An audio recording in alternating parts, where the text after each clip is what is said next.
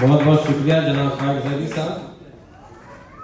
اب میں درخواست کرنا چاہوں گا میں ہمارے مہمان اعزازی جناب سراج وہاب صاحب سے تشریف لائیں اور چند الفاظ سے نوازیں. جناب سراج وہاب صاحب جی.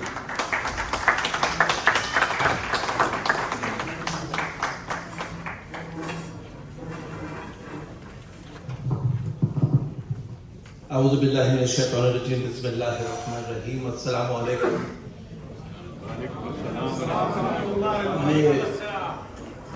یہ جو سعودی عرب میں لوگ ہوتے ہیں اور مختلف شہروں میں ہوتے ہیں وہ بھی پردیس کے زمرے میں آتے ہیں.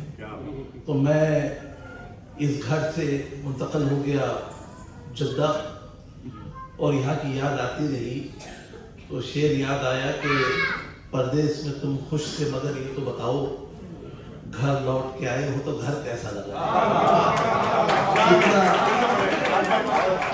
پردیس میں تم خوش تھے مگر یہ تو بتاؤ گھر لوٹ کے آئے ہو تو گھر کیسا لگا ہے. اتنا خوبصورت گھر لگا ہے. ساحل بحر عرب پہ بسا ہوا یہ خوبصورت شہر اور اس خوبصورت شہر کے یہ خوبصورت لوگ اور اس خوبصورت شہر میں ہونے والی یہ خوبصورت محفل جس کو انجمن ارباب سخن نے سجائی ہے. ایسا لگتا ہے کہ آسمان سے تمام سارے تارے اس وقت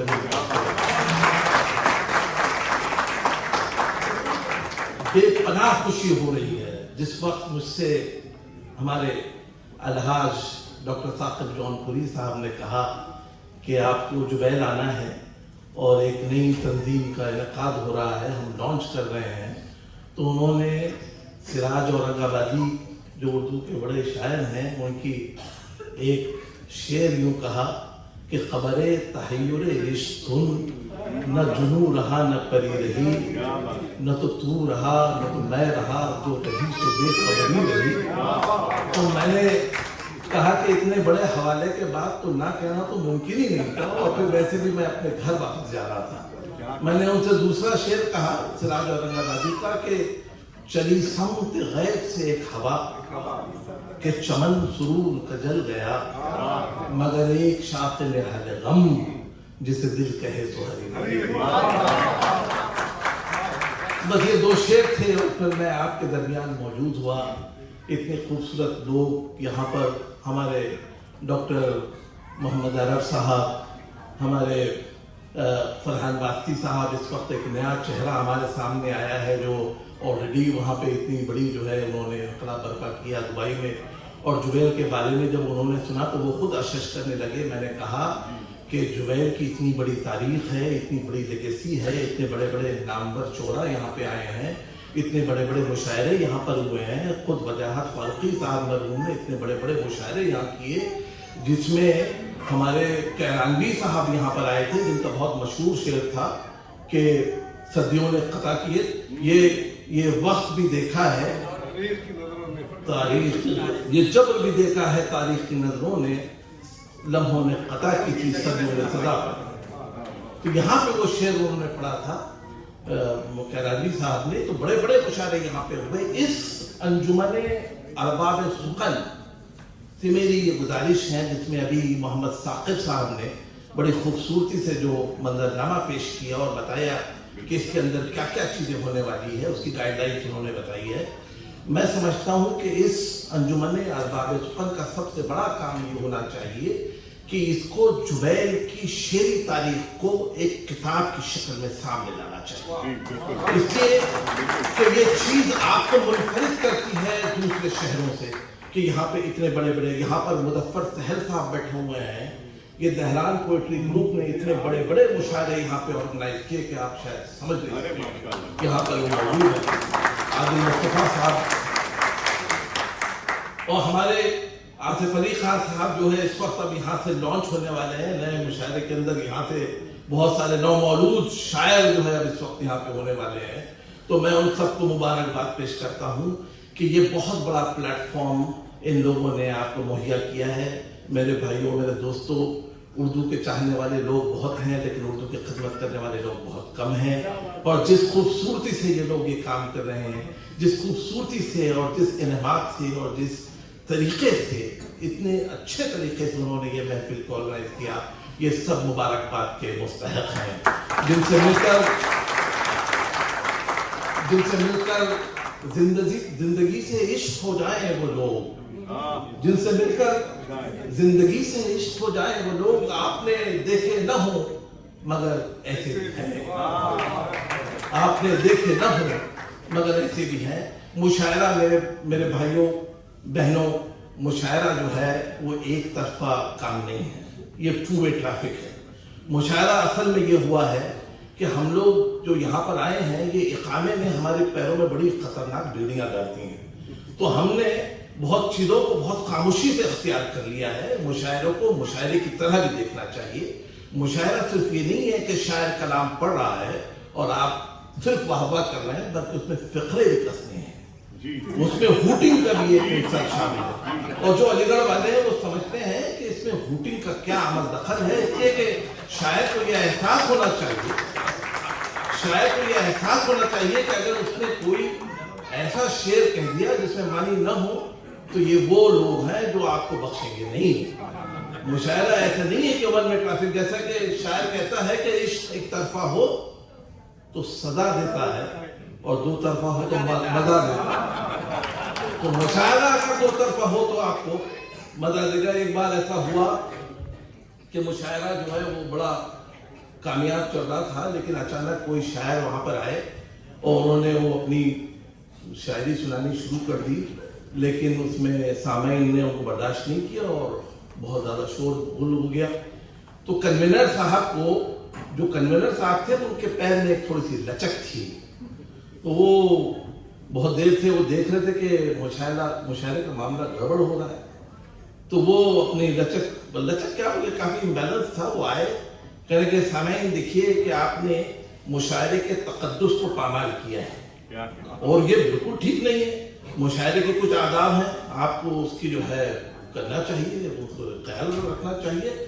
اور وہ نگڑتے ہوئے آئے، انہوں نے کہا کہ اب مجھے جبرن جو ہے دوسرا اقدام اور دوسرا قدم اٹھانا پڑے گا۔ تو ان لوگوں سامعین سے جواب آیا، ایسی صورت میں سب سے پہلے آپ گر جائیں گے، دوسرا قدم نہ اٹھائیں۔ ایک خاتون شاعرہ شعر پڑھ رہی تھی کہ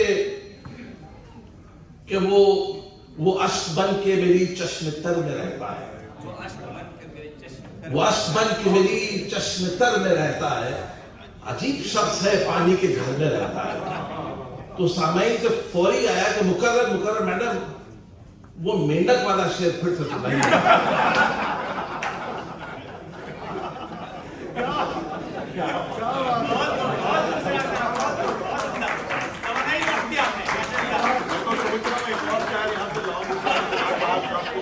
لانچ کر دیا اردو شاعری جو ہے بڑی، مطلب یہ کہ میں بتاتا ہوں، نثر لکھنا آسان ہے، حالانکہ اس سے بھی لوگ اختلاف کریں گے۔ نثر لکھنا آسان ہے، شاعری کے بڑے قواعد و ضوابط ہیں، بہت مشکل کام ہے، اتنا آسان نہیں ہے۔ ایسی شاعری ہوئی ہے، جب شاعر کہتا کہ اے میری پرواز تخیل یہ بتا دے مجھ کو، تجھ کو الفت نہیں کہ جرت اظہار نہیں، تیری باتوں سے تو ہوتا ہے محبت کا گمان، تیرے ہونٹوں پہ مگر پیار کا اقرار نہیں۔ دیکھیں the breadth of imagination ہے، میری پرواز تخیل یہ بتا دے مجھ کو، تجھ کو الفت نہیں کہ جرت اظہار نہیں، تیری باتوں سے تو ہوتا ہے محبت کا گمان، تیرے ہونٹوں پہ مگر پیار کا اقرار نہیں، اے میری پرواز تخیل یہ بتا دے مجھ کو، اے میری پرواز تخیل یہ بتا دے مجھ کو۔ سوچتا ہوں کہ تیری آج بھی یاد ہے، یہ بات کہ آج بھی یاد ہے وہ پہلی ملاقات مجھے، آج بھی یاد ہے وہ پہلی ملاقات مجھے، جب میرے سامنے تو رشک و قمر آئی تھی اور کچھ اس انداز سے تسلیم کہا تھا تو نے، کھو گئی تھی میری نظریں تیری رعنائی میں اور جھوم اٹھی تھی محبت بھرا نغمہ بن کر تیری آواز میری روح کی گہرائی میں۔ آج بھی یاد ہے وہ پہلی ملاقات مجھے جب میرے سامنے تو رشک و قمر آئی تھی اور کچھ اس انداز سے تسلیم کہا تھا تو نے، کھو گئی تھی میری نظریں تیری رہنائی میں اور جھوم اٹھی تھی محبت بھرا نغمہ بن کر تیری آواز میری روح کی گہرائی میں، سوچتا ہوں کہ تیری زلف میں پرو کر آنسو، شاعری دیکھی، سوچتا ہوں کہ تیری زلف میں پرو کر آنسو آج ان پیاسی گھٹاؤں کو بھی پانی دے دوں، اور کوئی شے تو تیری نظر کے قابل ہی نہیں، ایک یہی اپنی محبت کی نشانی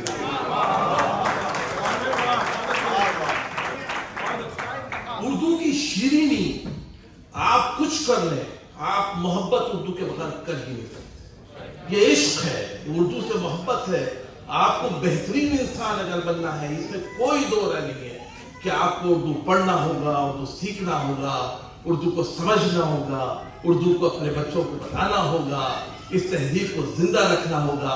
ہمارا پورا کا پورا ورثہ صرف اسی زبان میں موجود ہے۔ یہ زبان کو اگر ہم نے کھو دیا، اس زبان کے رسم الخط کو ہم نے کھو دیا تو گویا ایسا ہے کہ جیسے ہم نے اپنے وجود کو ختم کر دیا، اور یہ کبھی نہیں ہونے دینا۔ اور یہی مقصد ہے انجمن ارباب سخن کا مقصد کیا ہے، آپ کو پلیٹ فارم دینے کا مقصد کیا ہے۔